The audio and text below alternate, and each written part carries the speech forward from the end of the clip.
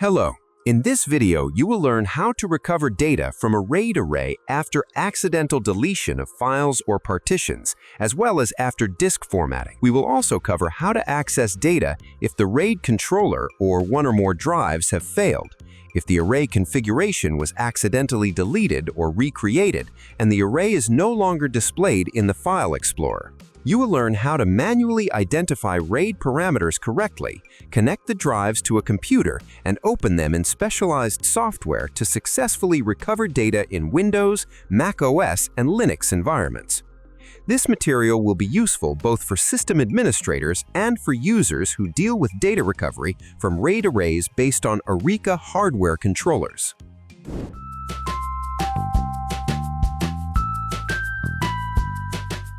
Areca ARC-1260 controller capabilities. The Areca ARC-1260 controller allows you to create and manage RAID arrays of the following types: Stripe, Mirror, RAID 3, RAID 5, RAID 6, and JBOD, and supports connection of up to 16 SATA drives.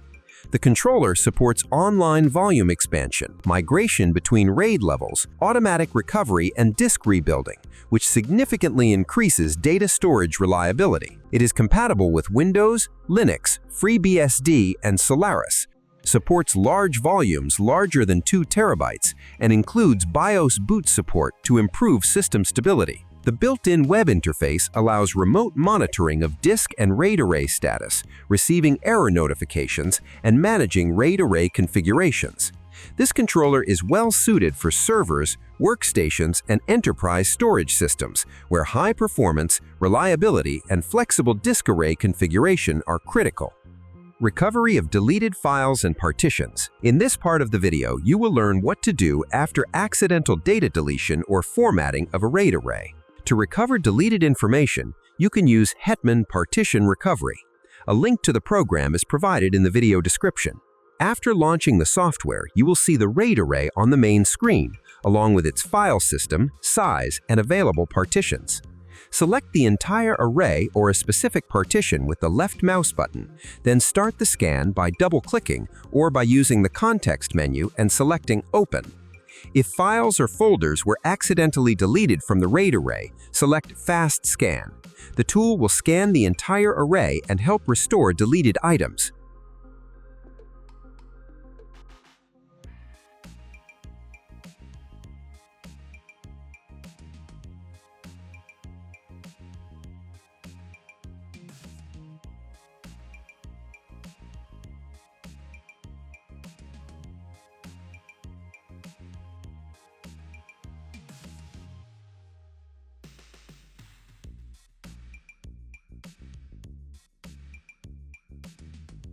If the RAID array was formatted, use Full Analysis. The program will perform a deep scan of the array and recover all data that was previously stored on it. In this video, we demonstrate the second option.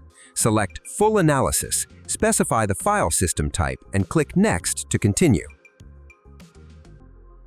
Wait for the scan to complete and click Finish.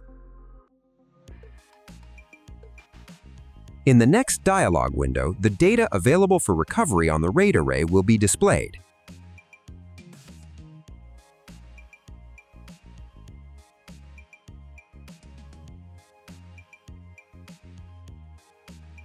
Select the required folders and files and click the Recovery button located in the upper left part of the main menu. In the window that opens, choose a location to save the recovered data, then click Recovery.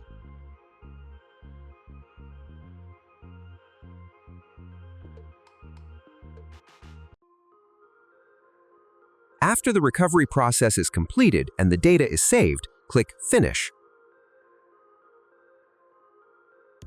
Your data from the RAID array is now available for use again.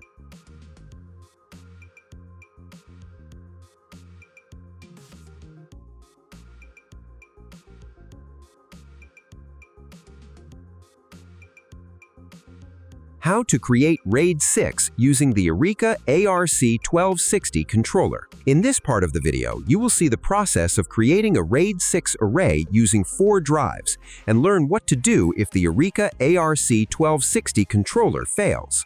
We will also cover the key aspects of assembling a RAID array and the parameters that should be saved to ensure successful data recovery in the future. When powering on a computer with a connected RAID controller and drives, a service message will appear on the screen for approximately 5 seconds. To open the configuration menu, press Tab or F6 key. Then the BIOS window will open with a selection menu showing the list of controllers connected to the motherboard. Using the up and down arrow keys, select the required adapter and press Enter to access the main configuration menu.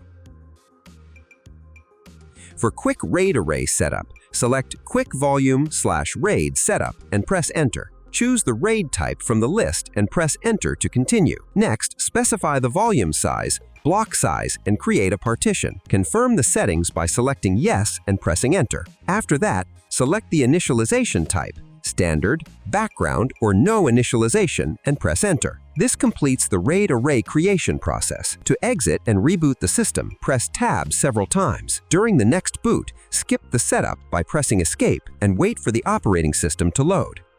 Afterward, open the Disk Management utility, confirm disk initialization, create a new volume, and place data on it. Alternatively, the RAID array can also be created using the controller's web interface.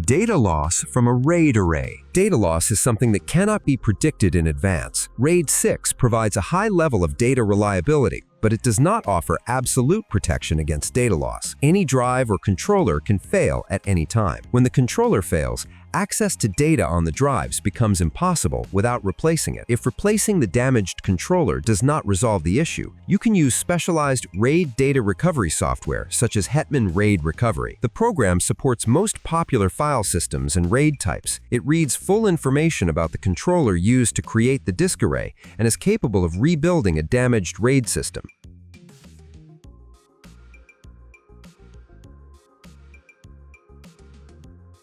RAID 6 Array Recovery.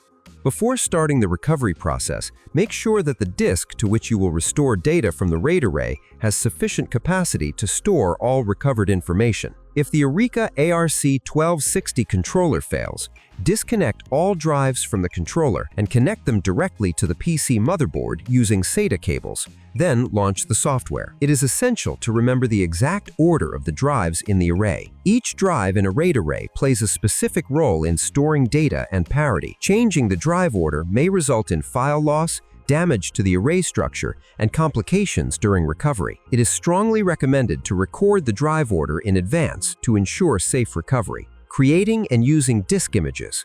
If it is not physically possible to connect all drives, an alternative method can be used. Create an image of one or more drives that cannot be connected, and then mount those images. In the next step, we will show how to create a disk image and combine it with the other connected drives in the program. First, launch the software, select the drive to be imaged, and click Save Disk as shown in the video. In the window that appears, click Next, then select Save to Hard Disk.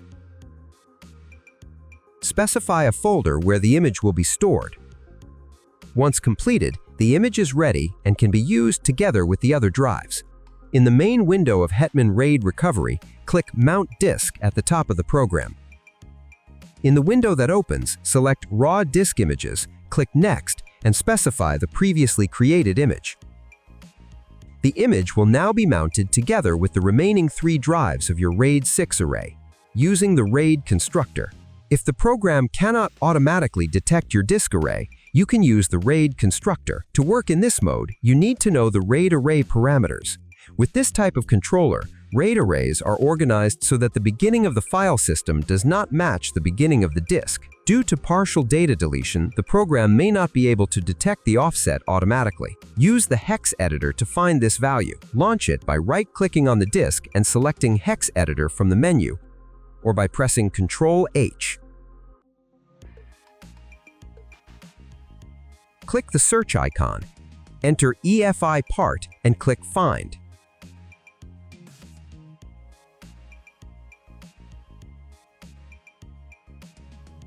Use the found value -1 sector. For example, if 521 is found, use 520, since for GUID partitions, the file system begins in the second sector from the start. In the main menu of the program, select RAID Constructor in the upper left corner. In the next window, click Next, choose Manual Mode, and click Next again. On the following page, select RAID 6 Dual Parity and specify the block size, in our case 64 kilobytes. In the block order field, select Areca, which is located at the bottom of the list, as it best matches this controller. This block order is not standard for RAID 6, since different manufacturers distribute data and parity across disks. Selecting Areca ensures the correct data and parity rotation, allowing the array to function properly and enabling safe data recovery. Pay close attention to the bytes per sector parameter. In most cases, it is 512 bytes, but on modern drives, it may be 4 kilobytes.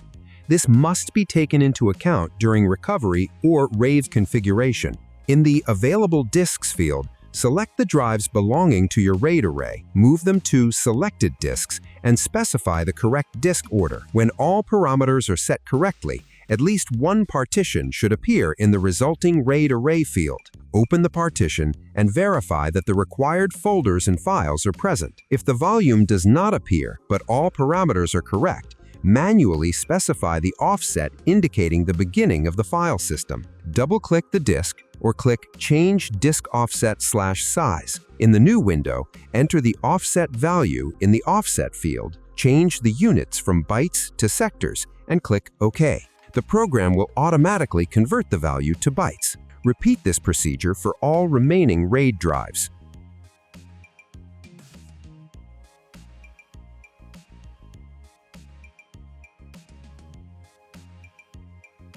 Once all values are entered, click Update under Selected Disks. The directory tree of your RAID array will appear in the resulting RAID array section. Click Add.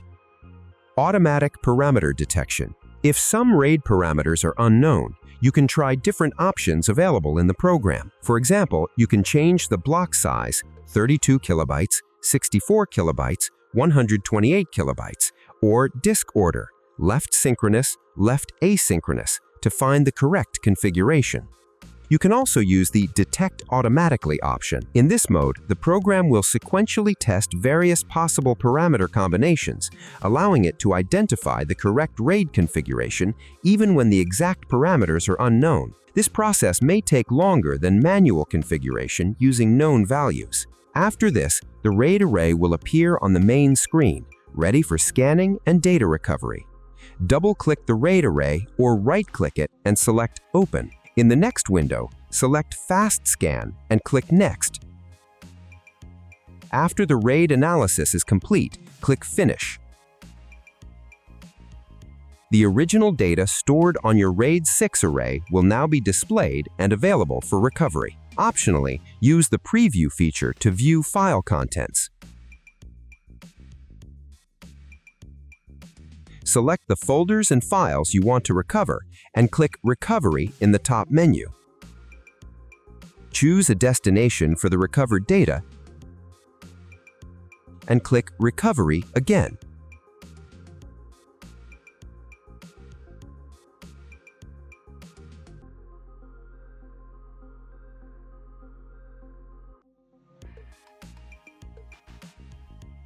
The program will successfully restore data from your RAID array.